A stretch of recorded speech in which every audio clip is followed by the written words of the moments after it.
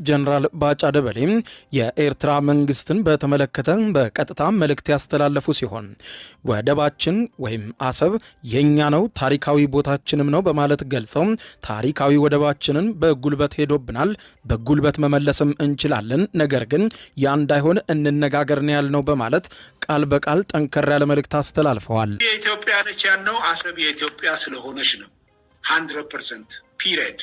በተንኮልና በሸፍጥ አስመራና አዲስ አበባ ሆናችሁ ወስዳቸዋል። ያኔ የተናገራቸው የለም። በዛን ጊዜ የሚናገር ሰው አንገቱ ይቆረጣል። አማራ እንደሚተርተው ደረቃቅ ጉሮሮ ይቀዳል። ምን ማለት ነው? መቼ፣ ለማን፣ የት ልናገር የሚል ነገር ነበር ጄኔሬሽኑ የሚጠብቀው። አሁን ደግሞ የኢትዮጵያን አሰብ የሚያስመልስ ጄኔሬሽን ነው ያለው። ስልጣን ላይ ያለው መንግስት የዚህ ጄኔሬሽን ነው። በጠቅላላ የኢትዮጵያ ሕዝብ በዚህ ተግባብተዋል። አሰብ የኛ ነው አይደለም። አሁን ጥያቄው እንዴት ነው የምንመልሰው ነው። ስለዚህ አዎ በጉልበት ነው የወሰዳችሁት። በጉልበት የወሰዳችሁትን በጉልበት ይመለሳል ክፉ ከመጣ። ነገር ግን በጉልበት ለመመለስ አንሄድም።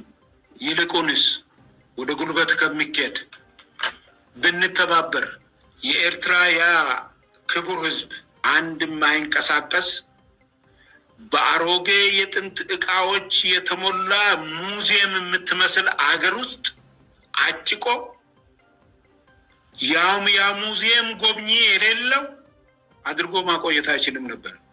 ከኢትዮጵያ ዳር ድንበር እጅህን አውጣ፣ ጽምዶን አቁም፣ ለተለያዩ ጽንፈኞች የምታደርገውን ድጋፍ አቁም።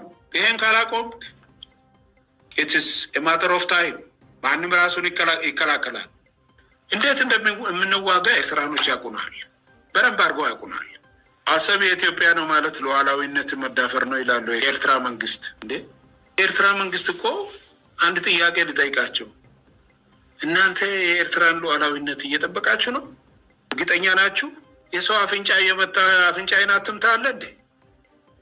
እንዴ እስኪ እናንሳ። ኢትዮጵያ ውስጥ ገብታችሁ ስታበቁ እንዴ ኢትዮጵያ እኮ ምንም አላለችም። እባካችሁ እጃችሁን አውጡ ነው።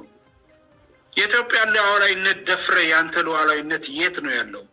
ሌላ ሀገር ሉዓላዊነት እየተዳፈርክ የራስ ሉዓላዊነትን መጠበቅ አለ እንዴ?